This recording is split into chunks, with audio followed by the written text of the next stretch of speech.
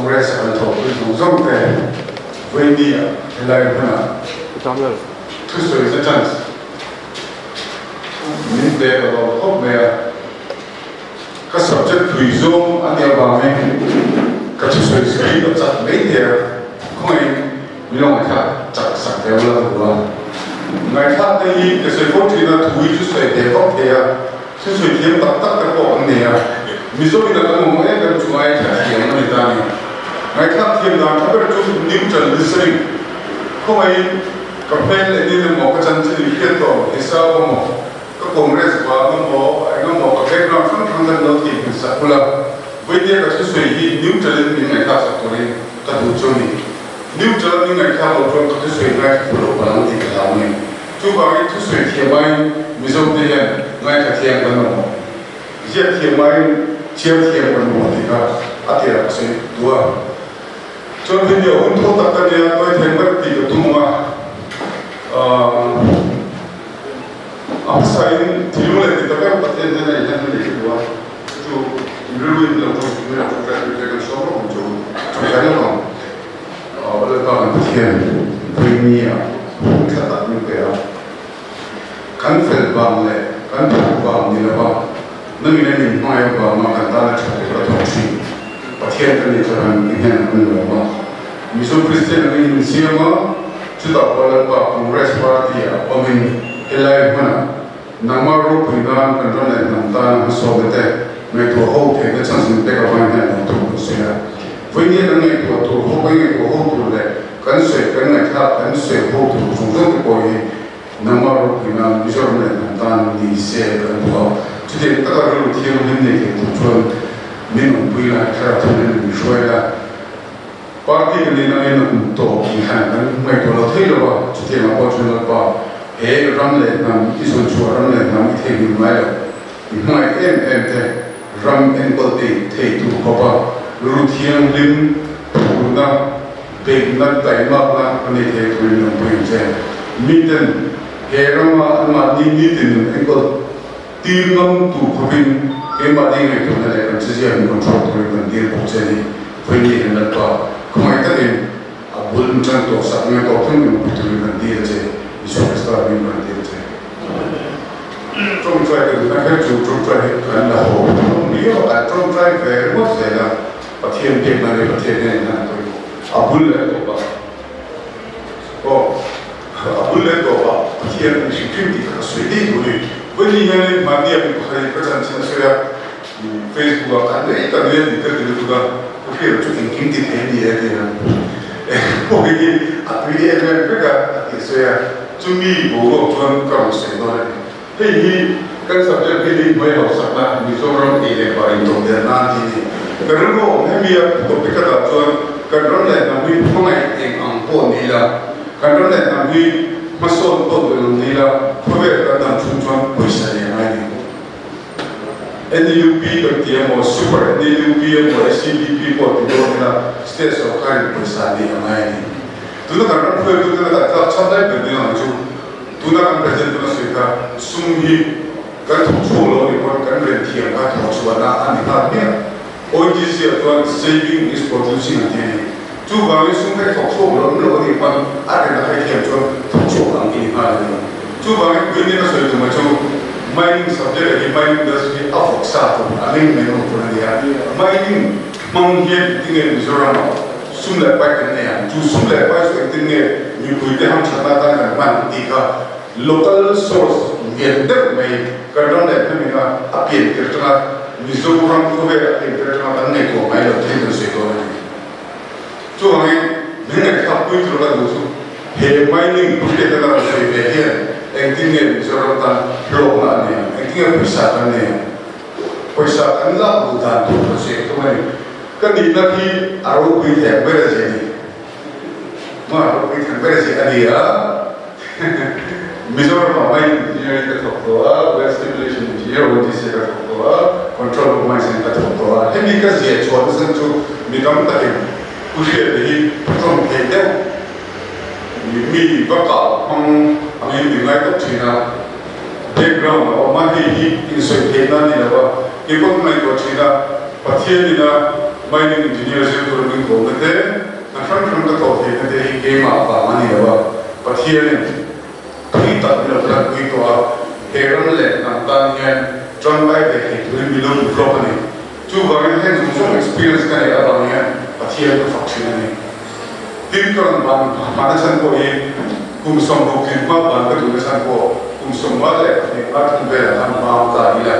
tuan Mizoram ta bike ka chor pe lai two wheeler ka ta pe lai ramle nantan ka Chhangte be he na dia rombang ma ni ka ba san mai amom lu mom ta ni mase mom de wa ba ra mo ka pe ta ni mom de wa ma je Mizoram ma wa ka una te ka Mizo pu ta na Chhangte be he ka ni tu ba ma ni se wa mai ni engineering kum be ka to ka OGC ma ko ka to ka control of lines in the passenger service ahead kum som di be pakhat per che che ka to le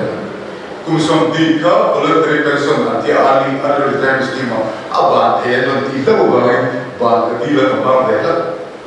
full pension ni ka ba ni ne che ti tu chu di he de ko mai be ka ti me hi pension ho cha da ka ne be ran ti ka che ti ke oh in kaso ito may film sportive in label no ba ang label kung bolo kaso tuya kung mo tuya kato tu ang ko ya kaso ito tu museum ko tam tam dia jual design mo try tuya museum che clear yes ye chan chuan tam tam ti na ni chan ta lo ne chade ko se se che tuyo ni ra ta ta ni tu ba me kaso ito na ka tu museum christian de Ekobe people normality say the fish here ekobe kan la tu ta lu tu de ni de wanda ta sum ke do tin re tu ala ta to ti mo ai ni ka to say le so we are going to read ni good mo we are going to read we are certain mineral resources here so mineral ta ti me hi kan da from allowing CM to go environmental formation is very igneous origin and he partially cover ASEAN directional law on the part of igneous origin is wrong there so andina te metamorphic rock until to adira partially in ASEAN atawar CM nang le ho metamorphosis process ma when help nang le link go ya CM nang anom le metamorphic to me do le sedimentary and to Leilung mo ya sa na kung sa mo na yun Leilung mo labi ko ran tiya tu jo mandal tiya tu ma tu cross ma 2 kilometer sa ri apalaya kilometer sa ri bele ni ko yan Himalaya ka bela to kilometer sa ma so ni bela cha ko ni kami me Leilung de chore al bu ren ni ka lo mai to so be me chin ko o kaya ai lo ku pe le na na ko na kan na yan kan mo yan alna sal to ne tujon man so to na tumi tu kan ka kan ti tele kim sia tu tu ta so sedimentary ke te ka tu igneous rock le metamorphic rock ke dia aun por so ho siblesa ina alo ko ko su tri ka to mo luina len to vele in da form ke ho ka sedimentary rock ke ti ta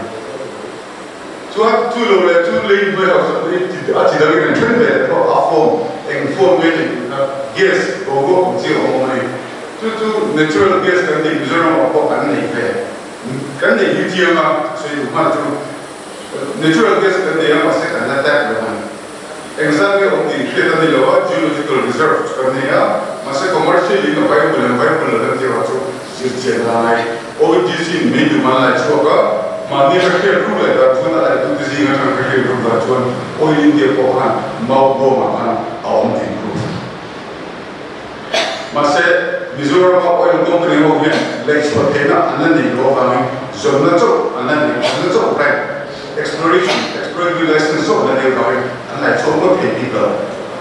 tu kami gas tu kan ni ma ati che ke tu thil ka ma gas apun re so kan ni masa la ko kan ta ko kan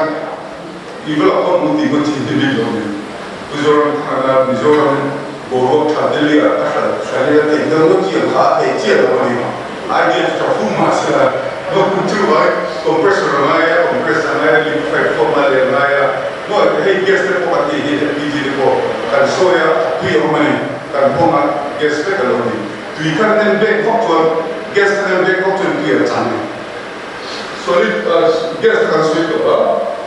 liquid form heat crude oil kan ni petrol mercury here na si tui mercury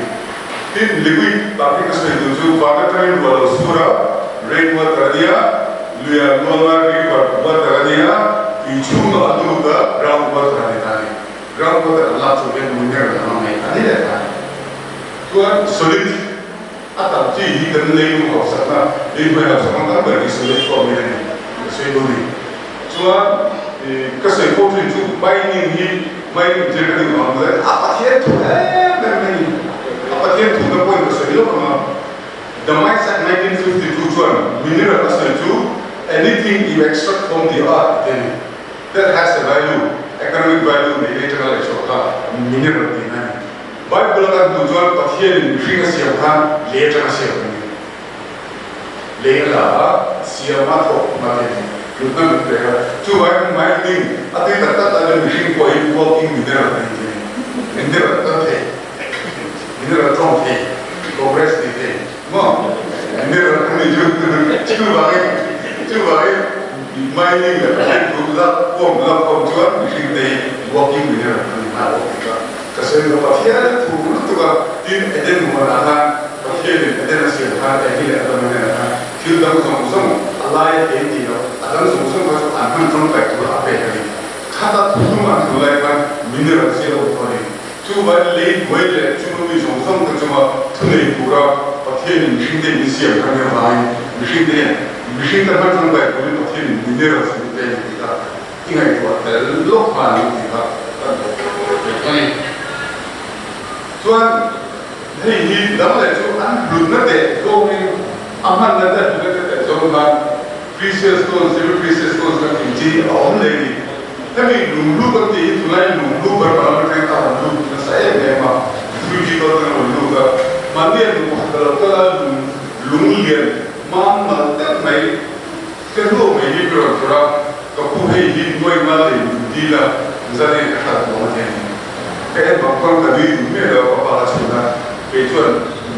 cekson pun mereka tidak akan tujuan ingat kalau dia mining dia perempuan jadi tapi dulu jika ada tu ramai hutan jauh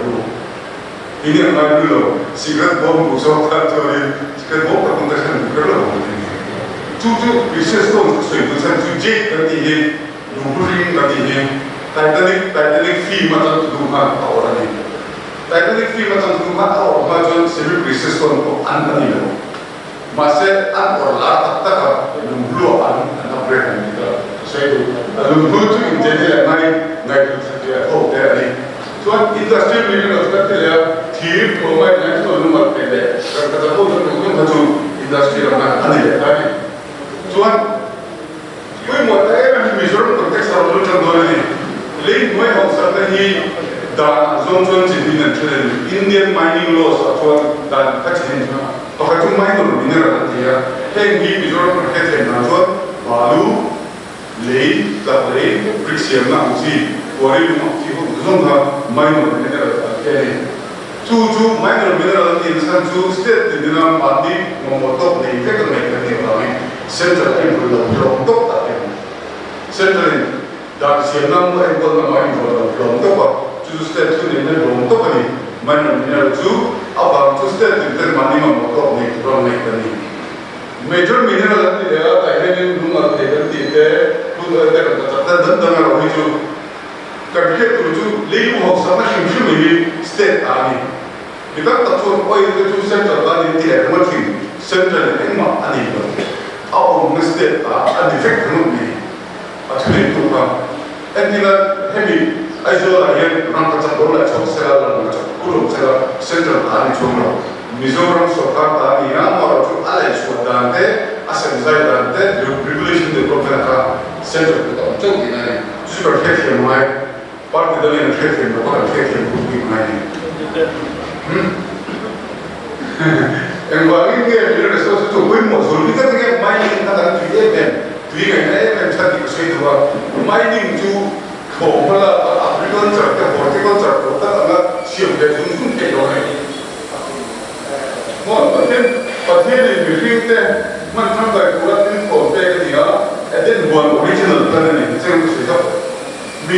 thế là cái là để chỗ nó commission cái đó là chú mai industry chú cái là cái mà nó sẽ bắt đầu rồi chỉ là cái president cái suy á Maruti cái này cái GIG Maruti cái là nên nhiều chỗ mà lo Maruti company lo Kata pekok Mizoram kan orang mo di entina di refrigerator kan ini yang jual Mizoram kan lo lagi jual tu orang tu lo asyam tu lo ni. Orang tu mining orang tu kan lumde kan balu de kan cina lumde tu ni ni dalam tu ni macam lagi cuaca ni ni. Pasti ni kan orang ada ni yang ramai ada orang ni. Cuma mining industry mining sumber mereka tu alien lagi. Tôi commission thiếu đi rồi, thì làm chuyện này đúng không? Chú bảo anh cả rong cái mà đi rong nó ủng hộ chú cán chỉ cái người này. Chú anh finite để anh replenishable resources này thì chỉ làm sự số đó agriculture chú tu mà số mà anh làm cái gì chú hôm nay đã nói cái này. Thì mau cái con này cũng mau cũng sẽ để tìm cái cuộc sống thì sống chung mà anh lâu kiếm để lâu lên. Mà sẽ mình đi là cái gì lúng cứ dùng cứ tiền cứ xem cứ quan cùng mong cái tôi xuống ngay này chú hỏi anh luôn mà có anh xem về cái đó là có chú hỏi anh luôn có bảy mươi chi thì là này chú hỏi cái resources có agriculture thế horticulture thế forest thế mình thu hút cũng là cái gì cái xem về cái đó mà này tầm thẳng chú hỏi mineral resources apa yang mau data apa nih phải kan tiada kan kajian gold is gone forever Agia itu membeli itu bagi itu lagi example tu saya itu sentence relation lung cang cang itu komen. Cuma lung cang cang mati ya, kalau itu kalau kita lung ni tinggi ni orang saya pun mesti kalah di komen. Mesti lap kalau kita lap mana di komen. Anggoi itu ni lap, acung tu singgon jadi nanti kita alot mesti lap. Cuma anggoi lap, kaplan sila, acung lap macam ni setiap film sila, anak ni tak tahu ni. Mo, tu bagi lung cakap uji kalau kita asal pandai, tu bagi mining ada tu di kecil ni awak konsumsi semua, misalnya bisa pakai bagi, development scientific lung cakap. Tu bagi konvensi tu ni, conservation minerals ni apa yang buat ni, conservation ni mana lo, anu mana lo, nanti nak sesuai tu jenis data, Hausakna tu jenis data, masa berapa makanan jenis tu macam kita still consultant dengan orang kasih mereka. Karena jenis kita bermahu dalam Leilung Hausakna, masa antum kita. Dalam Leilung Hausakna, orang mana sih yang join dengan dia, pasal tu ni mana. Juga kan, apa yang boleh itu conservation of minerals kan sih mana lo mana lo. Atau lain yang berada sustainable method dan kita lakukan transfer ini. Juga kan mining dia atau fuel maya, mana kita kena dipelajari semi micro anti level ramai juga pelajari. Air nama ni macam apa? Tidak mungkin saya tuas dia tadi ya. Tim di tempat kita soalan itu kan ini punya karama mulu utas saja. Kata animal ni lebih tinggi. LSC kan dia, LSC akan mencari do grand kacang mall mulu saja. Apun cina surface berada kat LSC jual mereka, LSC panggil alai jual. Mining mineral jual, jual mining permit, body permit amo mining list amo bila tu terbaik. Karang 2000, karang lain 2000 ni mana kami tidak. Ada itu jus tes orang ni. Jus minang tinggal kalau di India versi, nama orang tu kita di jual ni kita sokar aje itu. Kata aku siapa yang kucing Allah tu, masa kata ni lepas kan ramah pada siapa yang berapa banyak, ada itu dekat state ni jenang, ada itu dekat ni, kalau cuma cubic meter, ton cara cerita sampai cakap tadi, aja ada tu kata ni itu dekat ni, cuba kita ramah, kata ni tak lepas, masa saya terkait dengan ramai, emani, dan lalu mungkin emani kalau tuan langsung tinggal kecil ni tahu, macam insan tanah mo, water tanah mo, tik mana drum pack ini jual kami ramah lungo mati dalam muka kita, hal mudah di proses ni. Cuba kami mineral processing rules sama, jual mining kami, boleh pergi demo mining semua. chuan Mizoram hian minor mineral construction rules thadeu sang ni khan an bom ve a minor mineral construction rules are India state an ne thadeu to tonya mar to implementation of panchao da thadeu to consumer kan implementation si ra ne chu mining officer ko alan dane machine an ni mal ne human resources nature so major minerals and the big concept here again. Tapi tidak kokhat, punya tiga kan mungkin macam saya satu tu. 371A dan 371G kan switch ini. Nagaland pun dia tu bah, tuan India Sarkar dan India kan 371A switch ini. 371 itu the land and its resources belong to the people of Nagaland. Ini tu kimiki ombe ni. Macam mereka tak Nagaland kan tu belum, kata China, no. Nagaland yang pun di dalam India rasa, so kami Leilung Hausakna tu antara di India dan Aring kan, kita saya dua, tu kami 371G Mizoram kan, Nagaland 371A kan, Assam semua, Central dan Borneo ini, Central dan Borneo ini, ini sesuatu yang kami tu. Petroleum ini kan tu lebih dari sesuatu yang kita Nagaland tu, masa petroleum macam puruk kerana pun ini nanti crore sama dengan purukkan ke leader tu bermain state nilai kalau macam tu kami state pesan nilai kesi orang ONGC pasal lera tu kami 371 ini kan jenis cuma tidak tak ada lagi mereka sekarang lagi nak state lagi siapa tuan kami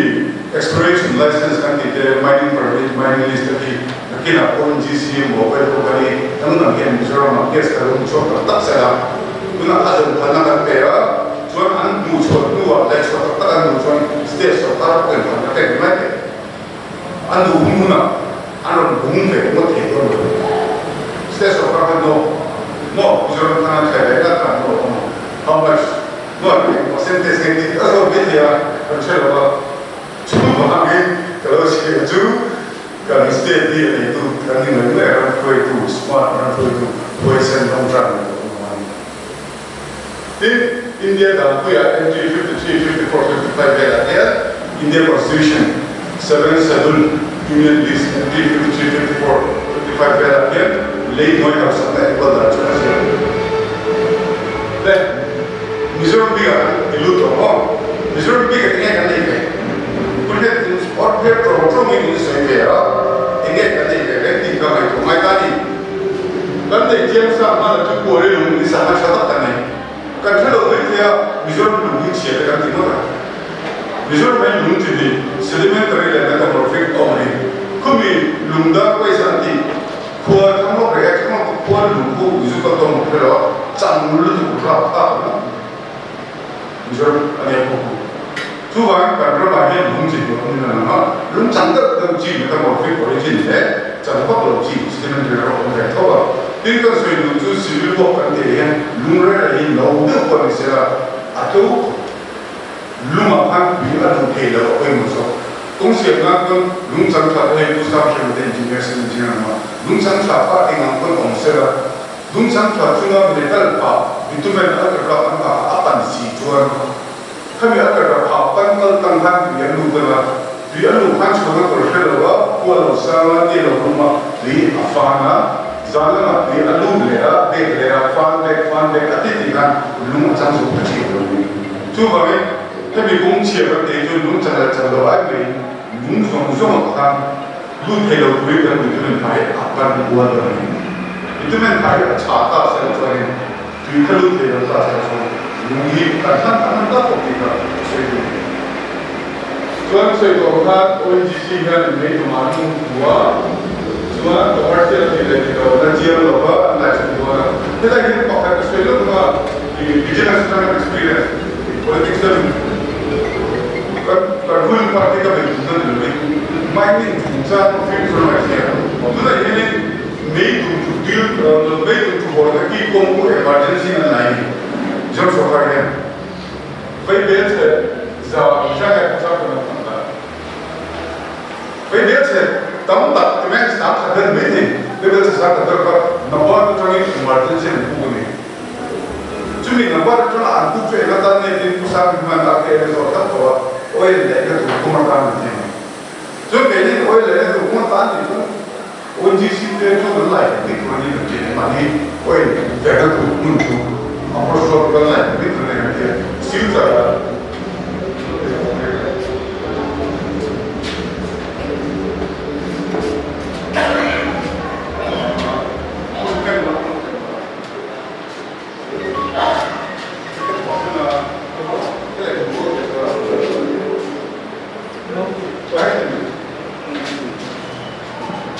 但水柱卖地，它就好杀这个地方吧，那个工作更多嘛。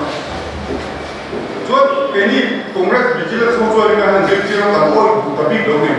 你像说话的那工人的土产，那把这个山工的土产那个好啊，feasible technically 好还不了的容易问题啊，不像你们那老说的这种说法，知道说呢，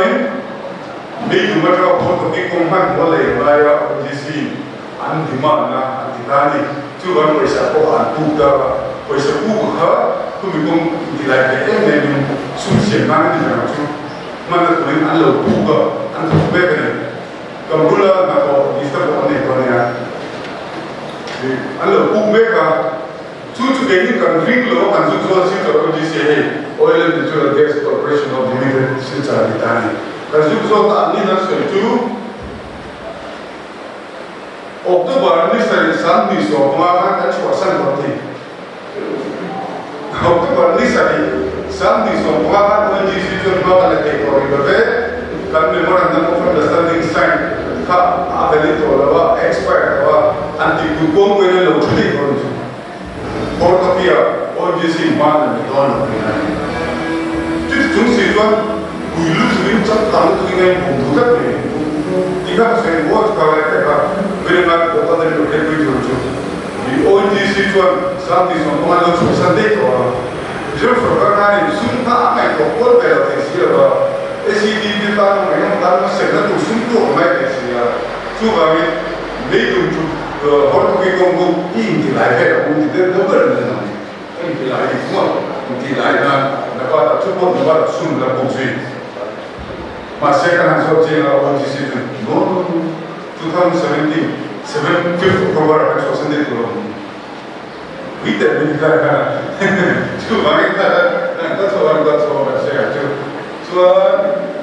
ada Mizoram Hausakna di mana mineral Leilung, Leilung, Leilung, limestone di dari Mizoram tadi, mula rumah teko kan naik rumah macam. Orang tu mau cuma mining macam, geologically good reserve the remote living commercially atau. Tuna kan lecture lo, gila apa yang mutasi. Cuma kan remote kan, ada temperature lecture lo atau so kita ni. Cuma kan di mana Mizoram, di mana geological survey of India ada, jangan lupa kita perhatikan. Jadi tetap ada ni lo, ada berapa. Tapi India mah oil tu guna aneh homi. Lagi siapa nak? Akhirnya Mizoram tu di tempat ini number 6 ni dah. Kini Assam Arakan base ni. India mah oil tu guna berapa orang ni? Tujuh zone 5. Akhirnya zone ni mana ni?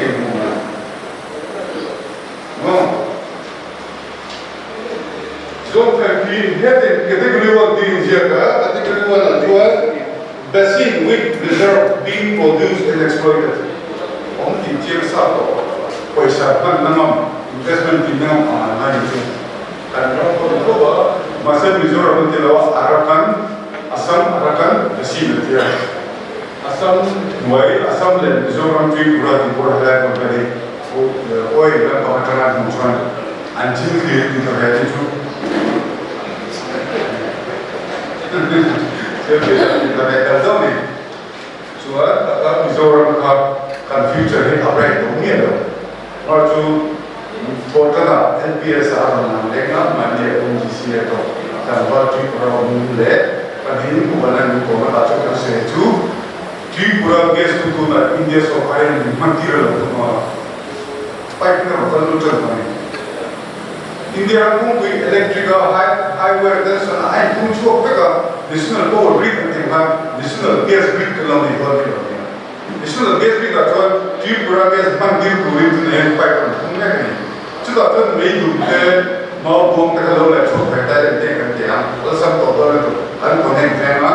thì giờ anh thỏa km giờ anh thỏa km sáng khát đi thì anh thỏa luôn đó km sáng thỏa nên là sáng không á sáng cho đi cái rồi chúng ta đã có cái đó có cái gì đó chứ gas có cái gì đó này cho nên chúng ta lại có này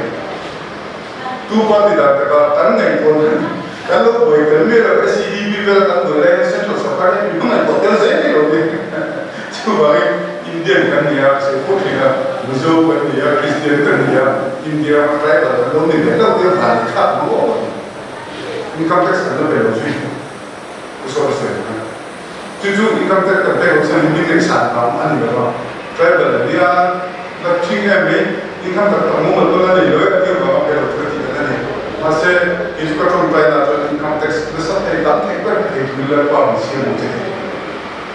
income tax pay và Mizoram mà bên trên mà pay cái đó income tăng tổ là pay chú mày chỉ là cái gì là sẽ lại cái rule là một chú tax rate là indirect tax là GST là sao GST là sao nên chú spending community about what you can do ví dụ như ví dụ như bây giờ bạn kiếm được cái gì thì cái con thiếu nó là gì cũng là con thiếu này mi nó bảo tôi nên bây giờ chơi cái giải nó cũng chưa là đi và nghiền nó mà tôi chơi cái giải này kan chơi some reserving chơi something thì cái expenses là cái tiền thì chơi cái cái số mình cho không biết thì xin phép là cái gì là cái chú risk cái nó tên là lấy nó cái tính về phải rồi cái tụi này rồi đó nên chú bảo GST là sao để sao chú Mizoram consumer unit cái này mà cái này là cái ấy sao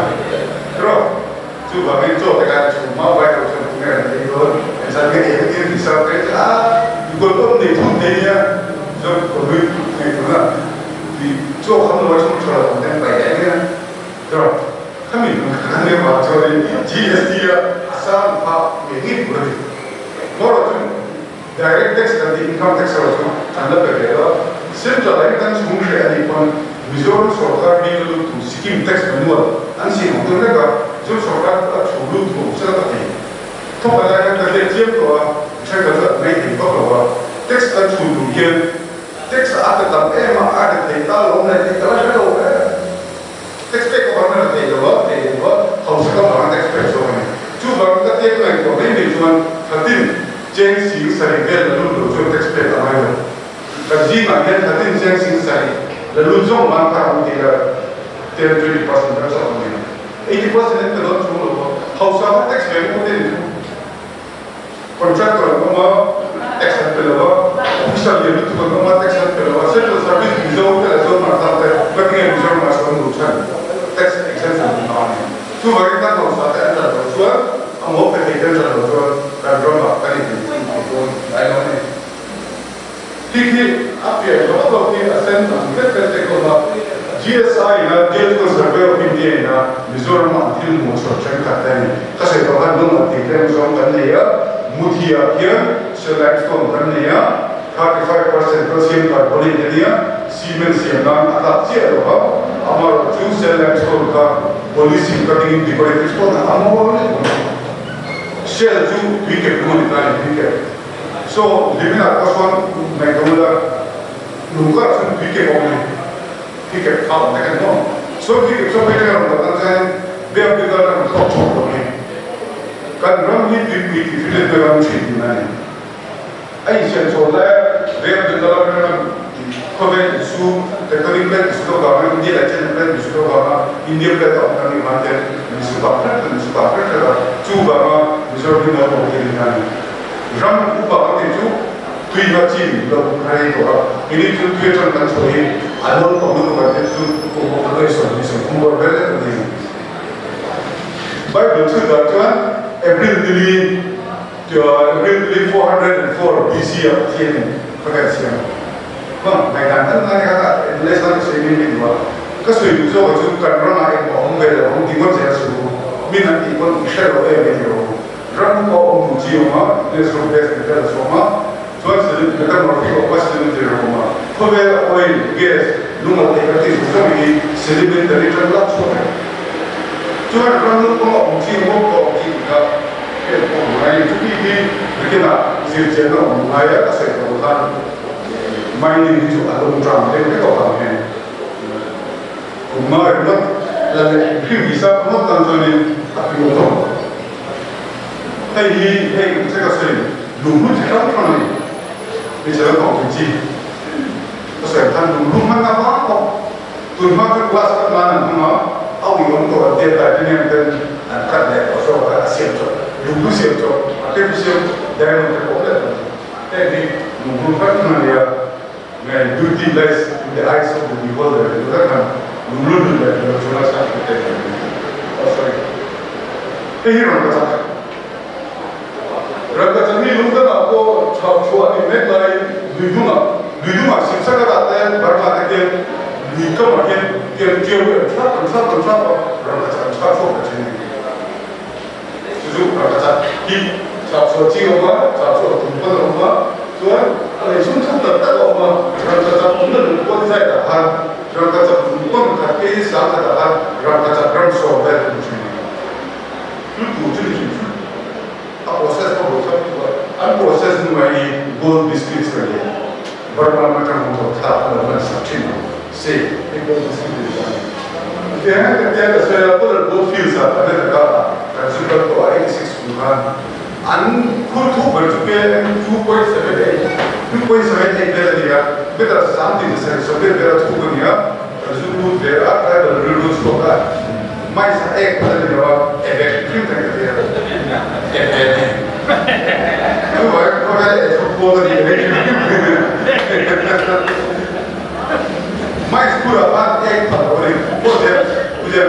ไม่สกุลตลอดเนี่ยมาสักการะแบบเรื่องนั้นเขาไปทุกคนเนี่ยชุดแบบว่าอะไรเนี่ยแต่ถ้า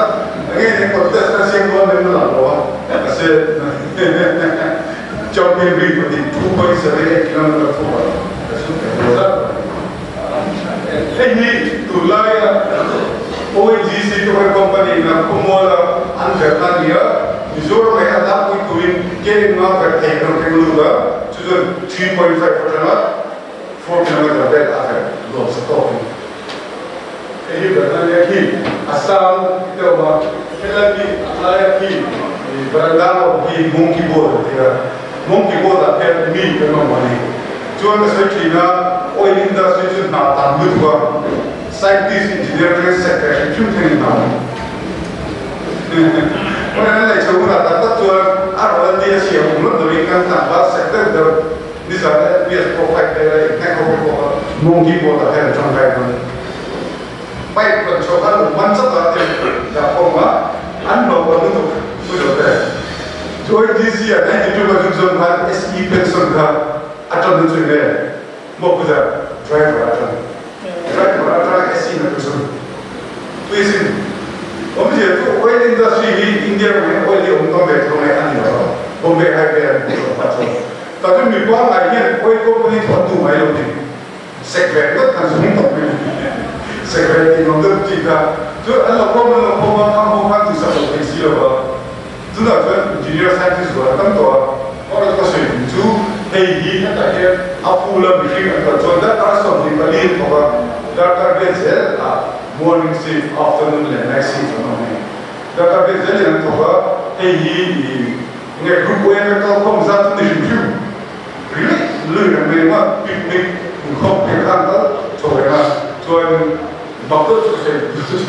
selalu mau buang akan dia masih tugas pokok ni na seperti mana angkatan kita akan achieve kita akan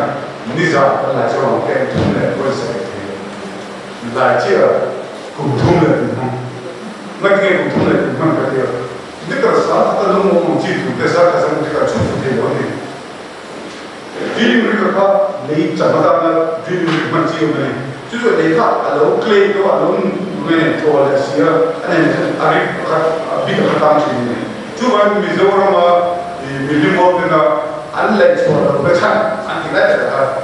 मोइडिंग को सपोर्ट हो रहे हैं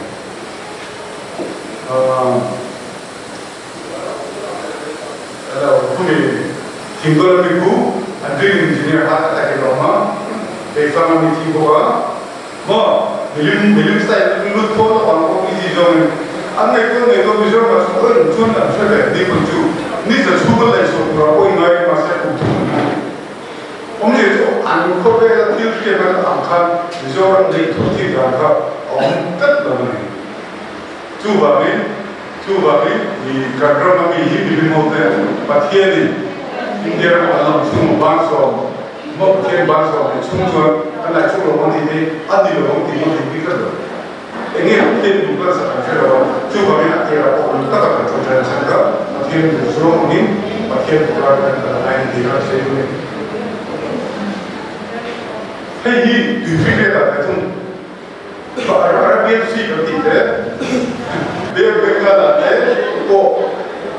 oil dan sebagainya. India makan oil mambo zasu gedi tufire oil chun tufire duet lai ahau tak ada macam tu pemola tu ada masih tufire tu kilo mana agar guna akalan mungkin tuan saya berbuat dia abad orang alek cek abad ini ni mau mereka semua mereka tu buat asal data langsung kan Berlai cara untuk bertahan dengan abad kacau ya. Tuan, hendak terlebih sekali. Tapi berkat tu drilling engineer punya anggap top pasal production engineer yang top terus ini punya betul sahaja tu punya. Katakan engineer orang di luar juga belum tu dari offshore drilling ya apa sih? Offshore drilling aja, ONGC pernah say, ada itu 14 days on off here. Ini soalnya apa thoka, dia kan pure level kan helikopter tak main ni. Helikopter tak jalan main CL level je sampai, cik kalau ni. Mau CL je kan semua. Helikopter ini angkala, ini soalnya ni tidak kerasa seperti nan thoka, leh ya. Ini soalnya itu mah. Cuman Selci pun ni tuan Bombay hai kena selci pun atau tempat tempat tak leh, warna mereka kan juga tak antum sakit.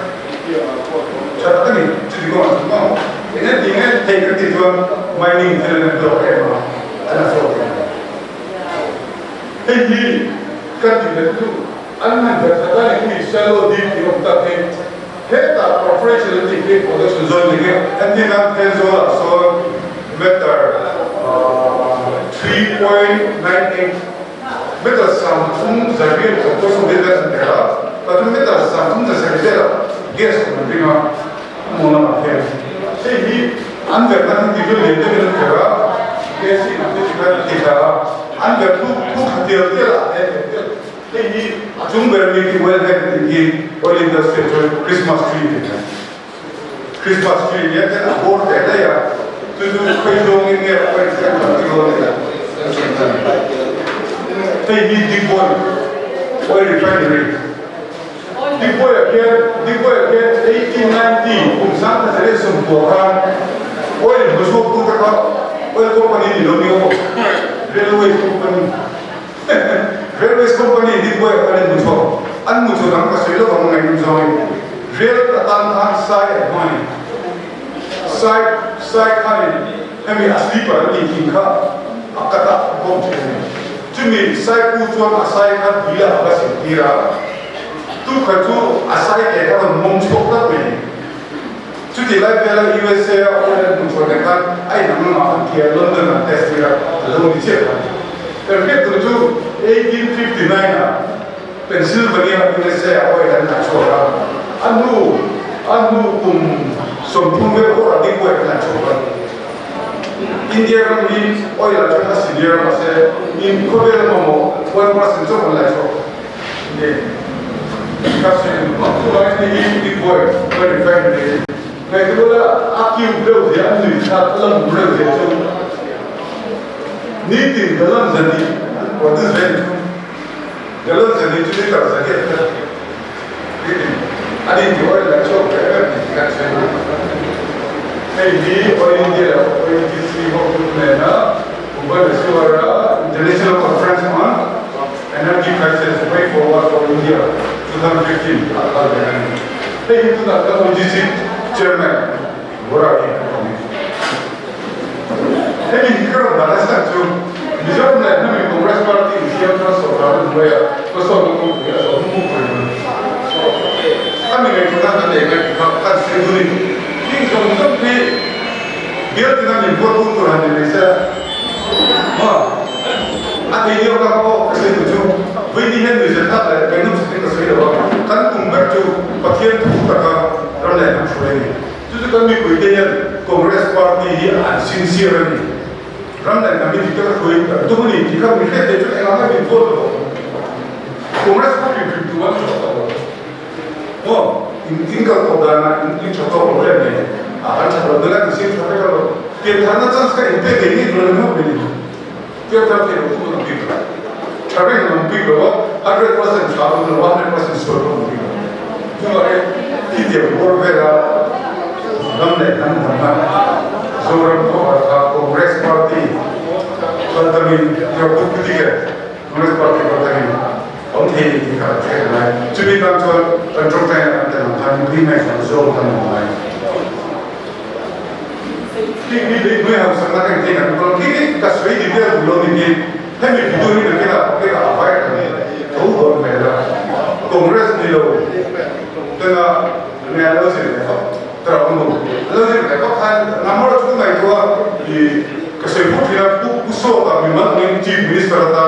Mizoram tengah bulan pusat dia pusat ada luar negara. Cuma ni lo kita ni jangan kami makan dia pusat kalau kongres bentuk tu pun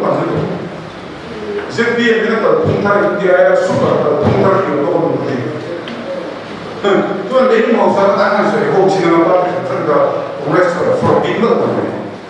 Apa saya kau ada? Mana mana saya ada. Apa yang mana saya ada? Coba lihat saya ni. Kini mining department tu orang ada tu film dia, kumi department tu ekor ni kumsungkan nuai saya sotum pati, cianu lalu dia. Department kami ada menjadi revealing itu terbabit. Abang kau memang orang tu kan zoci kalau tu orang tu orang. Stop, kita tu dengan orang tu. Orang tu kulai department terdekat tu itu sotum pati dia. Hey, ini Leilung Hausakna nanti royalty baru Leilung terima anu bunyi tu. Tu nak dia. Kita kan alat transfer. Mining permit nanti ho ini jauh solid berkat nanti so. Jod mining permit mo baru permit ni kalau antam memang tin akun tu officer staff ni delo kami tu tak ingat kita sel. Tu kami uluk debin kongres kan sorang apa uluk debin handi kaya office kata tiga ready kon district na. Tuna parking fikon nampian hansiar tak sini lagi ni. Mungkin something like noise, something macam malu. Siapa sih lo mana pen cuma kesukaan ni, baru lagi ni cuma. Mana tu me permit boleh permit kerja. Permit ni sih lo mana ni, mana ada penalty berarti macam ni. Kumsong. Penalty berarti tu permit ni lo kami kilometer jackson join ni jasa, mana join ni. Vui ni kalau tak tiada nanti. Kalau tu so kemana nanti nanti permit impact kita ambil level impact ada asal kan tu hebat mak tu dalam paling tujuh tu administrator kerja geology mining minister ni kita ada di tu bagaimana cumi yang dia kawan ke di tuan NDLP super NDLP macam ini kok nanti dorong sih dia nak पैसा kan modal ni cumi पैसा tu sudah tu sudah Kita GST kalau cakap apa, setelah पैसा orang pay itu orang pay kalau jika kongres akan orang cuci, orang lain orang ni jual orang, nuai jauh something lagi nuai something seperti apa ni. Ludari kan macam kan terima tak. Mereka cakap mahal, ini lepas kami menurut saya tahu kalau पैसा pay kita tak saya tinggal. Tadi apa? Jika tu pen zero kalau पैसा ni semua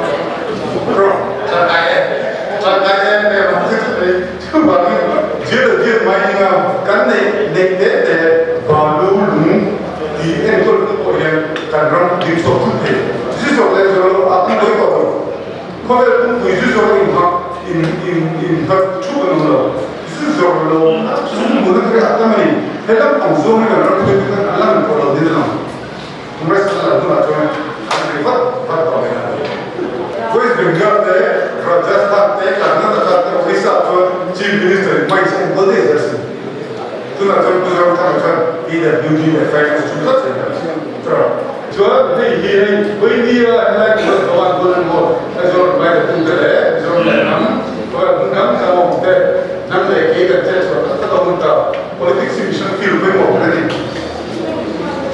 man lo ka de ta Kani Roma, ko kan Roma kan daga akhir rumbo adikran, maka tu ni kata, kata ni tu main Roma apa tu kan tiga, akhir kata ni ko ciri Roma.